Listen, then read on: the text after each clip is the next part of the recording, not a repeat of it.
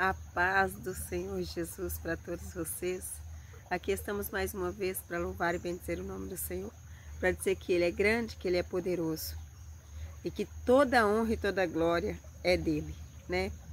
A honra e a glória por mais um dia de vida, a honra e a glória pela nossa família, a honra e a glória pela nossa saúde, a honra e a glória pela salvação, a honra e a glória por tudo, até pelas coisas ruins. Deus é o nosso tudo. E Ele é quem realiza o impossível na nossa vida. O que é impossível para nós, a gente já sabe. É possível para Deus. Meu nome é Cleusa e o desejo do meu coração é espalhar o amor de Deus para onde quer que eu vá. E eu peço ao Espírito Santo que em nome de Jesus faça com que esse vídeo se espalhe, né? Com que essa mensagem se achegue ao coração de cada pessoa. E eu quero que chegue ao coração de muita gente, porque o desejo do meu coração é que a humanidade seja salva e liberta em Cristo Jesus. Eu estou aqui, já é o 21º capítulo que nós vamos gravar hoje, sobre o livro de Mateus. E nós estamos fazendo um estudo. Para você que está chegando agora no canal, eu gosto de falar do amor de Deus e gosto de levar a paz que Jesus me deu para os corações das pessoas. E eu penso que através de uma mensagem, né, através de um testemunho, o Espírito Santo pode ministrar em tua vida. Na verdade, ele pode ministrar em tua vida sem precisar que eu fale. Mas se ele quiser me usar, eis-me aqui. Porque a palavra fala que Deus ministraria aos próprios corações dos nossos filhos. Então eu acredito que Deus iria ministrar em cada coração, ele pode fazer isso. Ele pode ministrar ao teu coração tudo o que você precisa saber concernente ao reino do céu. Que isso aconteça em nome de Jesus. Vamos orar? Pai querido, Deus de maravilha, aqui estamos, Senhor, para agradecer por tudo que o Senhor tem feito por nós, pela nossa vida, pela nossa casa, pela nossa família. Pai, peço perdão pelos nossos pecados, pelas nossas ações, até pelos nossos pensamentos, porque eu sei que Jesus disse que se eu pensar, já pequei. Meu Senhor e meu Deus, apresento a minha vida, apresento a vida dessa pessoa que está assistindo, apresento os nossos familiares, apresento o nosso coração, a nossa mente. Peço a Ti que em nome de Jesus venha retirar do nosso coração todo sentimento que não provém do Senhor. Venha retirar da nossa mente todo pensamento que não provém do Senhor. Pai, que cada cristão que tem clamado pelo Teu nome, Senhor, possa receber de Ti o consolo que é o Espírito Santo, possa receber a verdade da parte do Espírito Santo, que eles possam saber sobre as coisas concernentes ao reino, que a fé deles aumente cada vez mais e que eles creiam, Senhor, que o Senhor é o Deus que realiza toda cura e libertação na nossa vida. Pai querido, apresente diante de Ti as nossas causas. Peço ao Senhor que em nome de Jesus venha nos dar estratégia e direção em todas as áreas da nossa vida. Pai, peço ao Senhor que em nome de Jesus nos dê discernimento da Tua palavra e de todas as coisas concernentes ao reino do céu. Que o Espírito Santo venha falar ao nosso coração agora, que assim seja em nome de Jesus. Você pegue a tua Bíblia lá, porque a fé vem por ouvir e ouvir a palavra de Deus. Então é bem importante para a nossa vida que a gente ouça sobre as coisas concernentes ao reino do céu, mas que a gente também leia. Hoje eu estou num ambiente diferente, tem um riacho aqui correndo aqui. Você já pegou tua Bíblia lá? Ainda não? Então corre lá. Pega a Bíblia, pause o vídeo e volte agora para a gente estudar sobre o livro de Mateus, capítulo 21. No versículo 1 está dizendo que quando se aproximaram de Jerusalém e chegaram a Betfagé, ao Monte das Oliveiras, Jesus enviou 2 discípulos, dizendo-lhes: vá até a aldeia que está diante de vocês, e logo vocês vão encontrar presa uma jumenta, e com ela um jumentinho. Desprendam e tragam para mim. E se alguém disser alguma coisa, respondam: o Senhor precisa deles, e logo ele deixará que vocês tragam os animais. Ora, isso aconteceu para que se cumprisse o que foi dito por meio do profeta. Digam à filha de Sião: eis que o seu rei vem até você humilde, montado em jumento e num jumentinho, cria de um animal de carga. Indo os discípulos e tendo feito como Jesus lhe havia ordenado, trouxeram a jumenta e o jumentinho. Então puseram em cima dele as suas capas e sobre elas Jesus montou. E a maior parte da multidão estendeu as suas capas no caminho, e outros cortavam ramos de árvores espalhando-os pelo caminho. E as multidões, tanto as que iam na frente como também as que seguiam, clamavam: Hosana ao filho de Davi, bendito que vem em nome do Senhor, Hosana nas maiores alturas. E quando Jesus entrou em Jerusalém, toda a cidade alvoroçou e perguntavam: quem é este? E as multidões respondiam: este é o profeta Jesus da Galileia. Do 1 ao versículo 11 está dizendo que se cumpriu a profecia que disse que Jesus ia entrar na cidade de Jerusalém, montado em uma jumenta. Então aqui já dá para a gente entender que Jesus é rei, mas ele é rei do reino do céu. E ele veio em humildade, tanto que ele nasceu em uma manjedoura, dentro de um estábulo. Por que que Jesus veio nessa humildade toda? Para que a gente compreenda que a riqueza nossa não está nos bens materiais e não está no que a gente tem financeiramente, né? A riqueza nossa está dentro do coração e dentro do nosso ser. Nós somos ser de luz. É nesse sentido que nós somos ricos. Nós somos ricos, ricos, ricos, ricos, porque temos tesouro no céu. E o nosso maior tesouro é o coração e a mente e as ações benéficas que a gente faz aqui na terra. Então aqui se cumpriu o que foi dito pelo profeta, que Jesus ia chegar montado num jumentinho, para cumprir. Claro, Jesus sendo o Rei, o Deus Todo-Poderoso, né? Emmanuel conosco, ele até poderia, mas não foi esse o chamado de Jesus. O chamado de Jesus era vir e passar por aqui com humildade. O reino dele seria e é eterno, né? É no céu. No 12 está dizendo: Jesus entrou no templo e expulsou todos os que ali vendiam e compravam.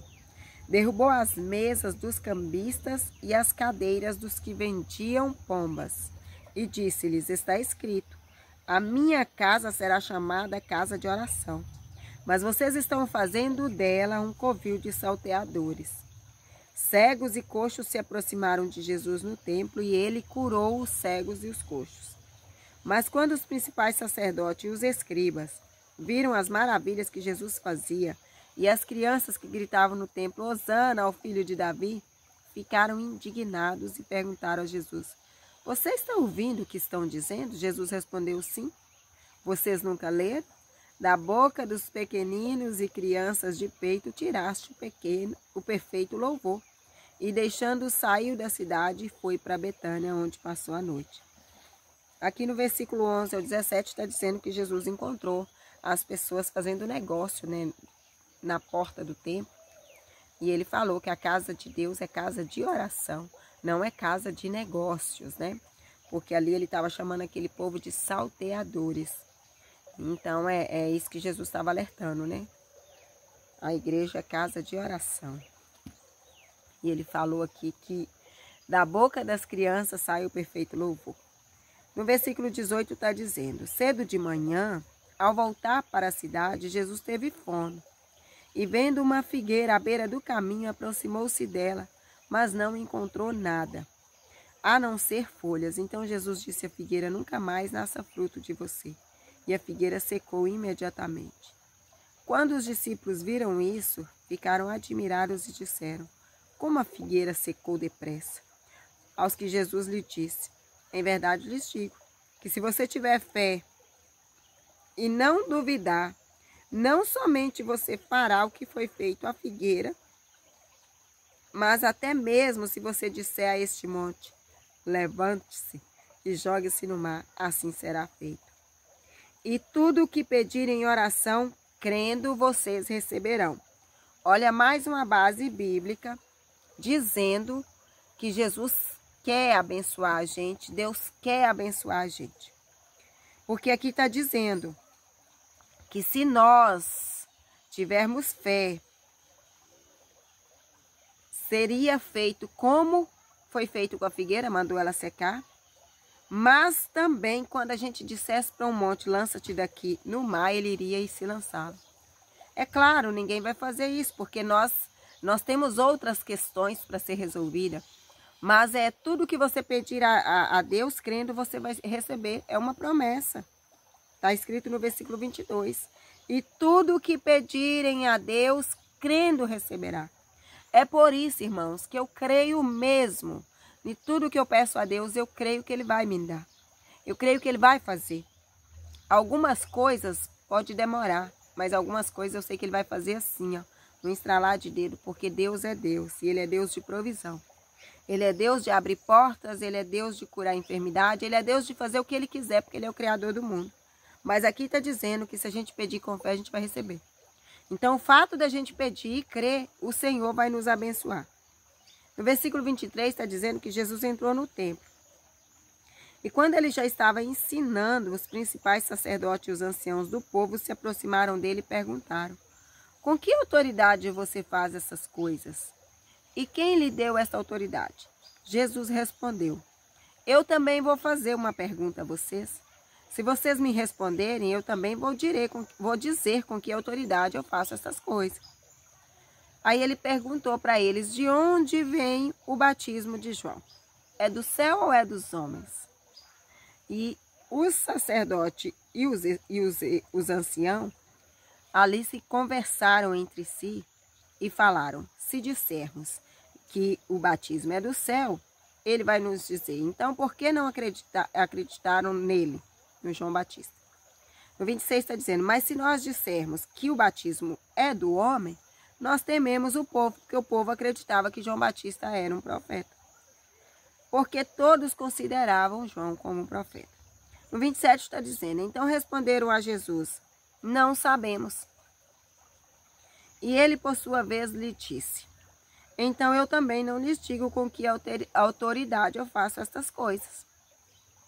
Então ali, Jesus, com sabedoria, falou: se vocês me disserem por que que João batizava, se era em nome de Jesus, né? Se o batismo dele era do céu ou se o batismo dele era dos homens, eu também não tenho que falar para vocês com que autoridade eu faço isso. Jesus era muito sábio, né? No versículo 28 está dizendo: o que vocês acham? Um homem tinha 2 filhos. Chegando o seu primeiro, ele disse: filho, vá hoje trabalhar na vinha. Ele respondeu: eu não quero ir. Mas depois ele arrependeu e foi. Dirigindo-se a outro filho, o pai disse a mesma coisa. O filho respondeu: sim, senhor, eu vou. Mas ele não foi. Qual dos 2 fez a vontade do pai? E eles responderam: o primeiro. Então Jesus disse: em verdade lhes digo que os publicanos e as prostitutas estão entrando no reino de Deus primeiro que vocês. Por que Jesus disse isso aqui? Porque ali os anciãos e os sacerdotes estavam vendo as maravilhas que Jesus estava fazendo. E as autoridades ali espirituais, que são os anciãos e os sacerdotes, eles eram instituídos para pregar o evangelho, para pregar a palavra de Deus, que naquela época era o Velho Testamento. Mas tinham lá os escritos, né? As escrituras estavam lá. As únicas pessoas que podiam ver eram os anciãos, os sacerdotes, os escribas. Aquele povo que estava ali dentro da sinagoga, que era o templo. Então eles tinham essa oportunidade de estudar e eles sabiam. Eles tinham sido mandados por Deus para trabalhar na vinha. É isso que Jesus estava dizendo: vocês são chamados para trabalhar na vinha.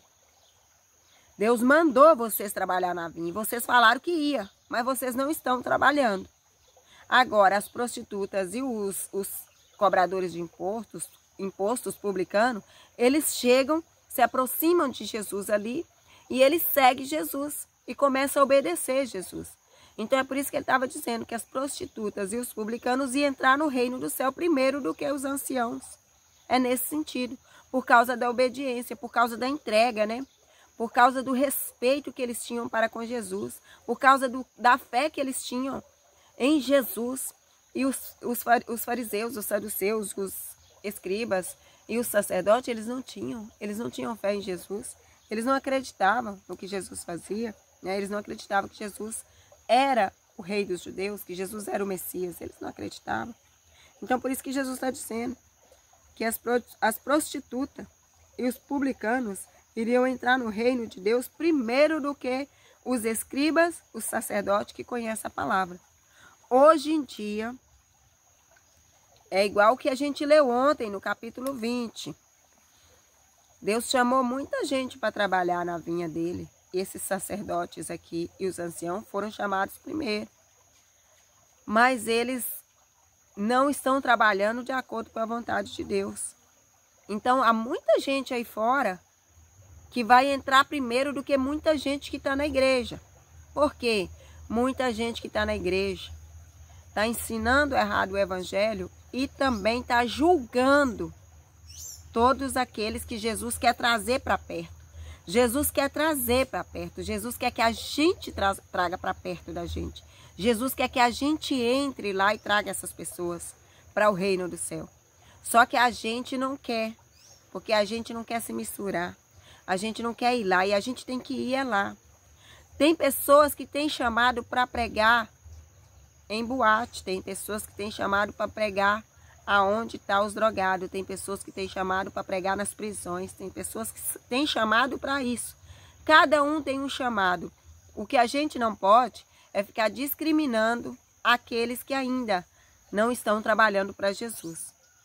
Eles entrarão no reino primeiro do que nós, se a gente julgar, se a gente se achar melhor que ele. Diante de Deus somos todos iguais. No versículo 32 está dizendo: porque João veio até vocês no caminho da justiça, e vocês não acreditaram nele. No entanto, os publicanos e as prostitutas acreditaram. Vocês, porém, nem mesmo vendo isso, não se arrependeram depois para acreditar nele. Então, eles viram João, viram Jesus, quer dizer, João veio antecedendo Jesus, preparando o caminho. Porque João falou: eu sou a voz do que clama no deserto. Endireitai o teu caminho, se arrependa. E depois ele fala: vai vir outro após mim, de quem eu não sou digno nem de desatar a sandália. Eu batizo com água, mas este vai batizar com o Espírito Santo. Então João estava dizendo: eu estou vindo antecedendo ele, mas ele está vindo aí. Ele já está por aqui. E ele vai batizar com o Espírito Santo. Então eles não acreditaram em João. Mesmo assim eles não acreditaram em João. E Jesus estava dizendo: os publicanos e as prostitutas vão entrar primeiro que vocês. Porque eles acreditaram, se converteram, batizaram. E vocês estão aí achando que é o dono da verdade. Infelizmente está cheio de gente dentro da igreja achando que é o dono da verdade, discriminando todo mundo que não é cristão, né? Versículo 33. Escutem outra parábola. Havia um homem, dono de terras, que plantou uma vinha, pôs uma cerca em volta dela, construiu nela um lagar, edificou uma torre e arrendou a vinha a uns lavradores. Essa vinha é o mundo, viu? Os lavradores são todos aqueles que o Senhor coloca aqui para trabalhar. O dono da vinha é Deus. Depois, esse dono da terra ausentou-se do país. Quando chegou o tempo da colheita da vinha, o dono da vinha mandou seus servos aos lavradores para receber os frutos que cabiam a ele. Mas os lavradores, agarrando os servos, espancaram um, mataram outro, apedrejaram ainda outro. Até que no versículo 35 está dizendo que os trabalhadores eram os sacerdotes, os anciãos, aquelas pessoas que conheciam a palavra, estavam ali para instruir o povo na palavra e na verdade. Mas aí veio os profetas, os servos de Deus, para poder trabalhar na vinha, estes que já estavam ali mataram eles. Mataram os profetas, né? Mataram as pessoas que Deus mandava, os profetas, né? Claro. E assim também fizeram com Jesus, né? Mataram Jesus também por isso. Agora, daqui a pouco chega lá aonde matou Jesus. Até o presente momento, eles estão matando simplesmente os servos que foi mandado pelo Senhor. Esses servos são os profetas. Quer dizer, o sacerdote, aqueles que eram feitos para pregar o evangelho e levar a palavra, estavam matando todos os profetas que Deus enviava. Espancaram um, mataram o outro e apedrejaram ainda outro. No 36 está dizendo: o dono enviou ainda outros servos em maior número, e os lavradores fizeram a mesma coisa com eles. Por último, o dono da vinha enviou-lhe seu próprio filho, pensando: o meu filho eles respeitarão. O filho do dono da vinha é Jesus. Ele foi enviado para nós, para nos salvar. Mas os lavradores, vendo o filho, disseram uns aos outros: este é o herdeiro. Venham, vamos matá-lo e ficar com a herança dele para nós. E agarrando-o, lançaram-no fora da vinha e o mataram. No 40 está dizendo: quando, pois, vier o dono da vinha, que fará aqueles lavradores? Eles responderam: fará perecer horrivelmente aqueles malvados e arrendará a vinha a outros lavradores que lhe entregarão os frutos no tempo certo. Então Jesus perguntou: vocês nunca leram as Escrituras? A pedra que os construtores rejeitaram, essa veio a ser a pedra angular. Isto procede do Senhor e é maravilhoso aos nossos olhos. A pedra que os construtores rejeitaram é Jesus. E essa pedra que Jesus está dizendo, angular, é Ele. No 43 está dizendo: portanto eu lhes digo que o reino do céu será tirado de vocês. Ele falando isso para os sacerdotes anciãos. E vai ser entregue ao povo que lhe produz os respectivos frutos. Glória a Deus, que eles rejeitaram a palavra e se achegou a nós, gentios. Todo o que cair sobre esta pedra vai ficar em pedaços, e aquele sobre quem ela cair vai ficar reduzido a pó. Os principais sacerdotes e os fariseus, ouvindo estas palavras, entenderam que Jesus falava a respeito deles. E embora eles quisessem prender Jesus, tinham medo das multidões, porque a multidão considerava Jesus como um profeta. Então, o que está dizendo aqui? Jesus estava dizendo que o mundo é a vinha. O dono da vinha é Deus. Os lavradores que Deus mandou é os sacerdotes e ancião. Aqui neste momento é isso que Jesus está dizendo.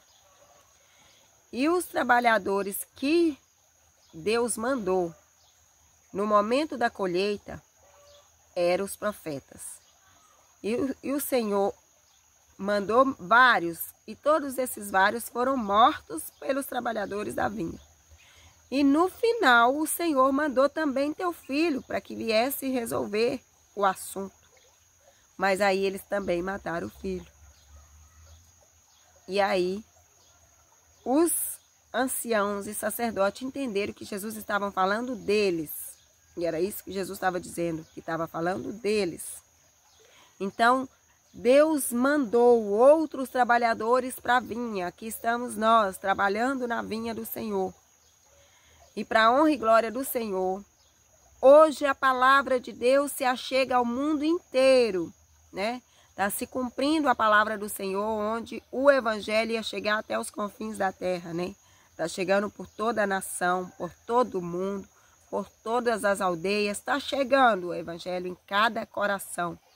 Multiplicou-se o entendimento e hoje a rede social leva o evangelho a várias etnias, a vários povoados. Está indo aonde Deus quer que ele chegue. E aqui Jesus está dizendo que eles rejeitaram Jesus. E aqui ele está dizendo que aquele a quem a pedra cair vai esmagar. Então, em nome de Jesus, você que ainda não se aproximou de Jesus, corre logo. Não perca tempo. Busca logo Jesus enquanto você pode achar. Porque enquanto você tem liberdade de encontrar Deus, busque encontrar com Deus. Jesus é o caminho que te leva ao Pai. Não há outro intermediador entre Deus e o homem. É somente Jesus. E ele veio para nos dar salvação, para toda a humanidade. Todos aqueles que se achegam a Jesus encontram e não mais será lançado fora. Em nome de Jesus, encontre esse Jesus. Aceite, confesse, batize, sepulta o velho homem e nasça de novo. Não espere para amanhã para fazer o que é para fazer hoje. Não existe o amanhã, porque o sopro de vida é de repente que você perde a vida. É de repente que você perde as oportunidades. Tudo que você tem que fazer é para hoje, porque amanhã ele não existe. Então aceita Jesus hoje. Procura um lugar onde você possa aceitar Jesus. É claro, uma igreja onde você possa aceitar Jesus. Quando o pastor fizer o apelo, quem quer aceitar Jesus, levante a tua mão bem alta e diga, eu quero. Vá lá na frente, confesse Jesus, repita as palavras que o pastor fala lá. Acredite, não é um mero ato, não. Não é um ato inútil, não. É um ato onde você está professando a tua fé e confessando Jesus diante dos homens para que Jesus te confesse diante do Pai. E quando isso acontece, você está decretando, professando, confessando que agora Jesus é contigo, Jesus é na tua vida. E que a partir de agora é o Espírito Santo que vai te conduzir, é o Espírito Santo que vai te dar libertação, é o Espírito Santo que vai sarar as feridas, é o Espírito Santo que vai te levar no caminho perfeito. É claro, você vai errar, eu vou errar, todo mundo erra. Mas isso significa que a gente está com Jesus e que no tempo certo ele vai dando o livramento que a gente precisa, o conserto que a gente precisa e conduzindo a gente nos caminhos mais retos, né? Quando você aceita Jesus, você está entrando na porta estreita. Com o tempo você vai acertando o caminho e o Espírito Santo vai retirando da sua vida tudo que não provém do Senhor. Acredite, não vai te doer. Ele vai retirar isso em paz. Tenha atitude. A primeira atitude da sua vida que é aceitar Jesus, confessar, batizar e o Espírito Santo vai resolver na tua vida. Que o Senhor Jesus nos ajude a ser bons lavradores aqui na terra, bons semeadores da palavra dele e que ele guie os nossos passos nos levando em lugar seguro. E que a gente entenda, né, que aqui houve uma promessa. Tudo que me impedirem em oração, crendo, receberás. Está no versículo 22. Peça aí Jesus em oração e creia que ele vai fazer na sua vida. Em nome de Jesus, eu creio. Que o Senhor te encha de paz, de alegria, de sabedoria e de tudo de bom, tá bom? Amo vocês em Cristo Jesus. Fique com Deus até o próximo vídeo. Deus abençoe você e toda a sua família.